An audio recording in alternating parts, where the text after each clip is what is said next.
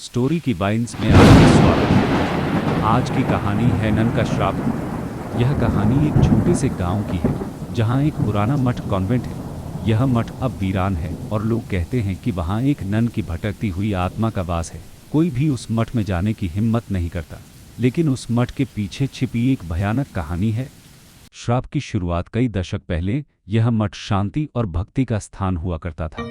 यहाँ एक नन रहती थी जिसका नाम सिस्टर मारिया था। वह अपनी आस्था के लिए समर्पित थी, लेकिन एक दिन गांव में भयंकर अकाल पड़ा। मठ की ननें भूख से तड़पने लगी। इस कठिनाई के समय में सिस्टर मारिया ने एक अंधेरे शक्तिशाली तंत्र से समझौता कर लिया।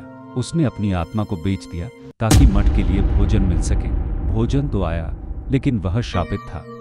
सभी ननें बीमार पड़ गईं और धीरे धीरे उनकी मौत हो गई। सिस्टर मारिया को अपने पाप का एहसास हुआ, लेकिन अब बहुत देर हो चुकी थी।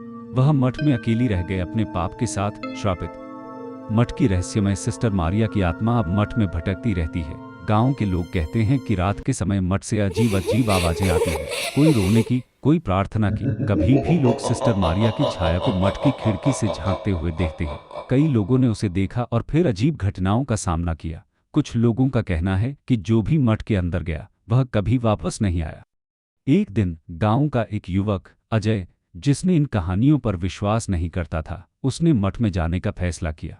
उसके दोस्तों ने उसे रोकने की कोशिश की, लेकिन अजय नहीं माना। वह रात के समय मठ में गया।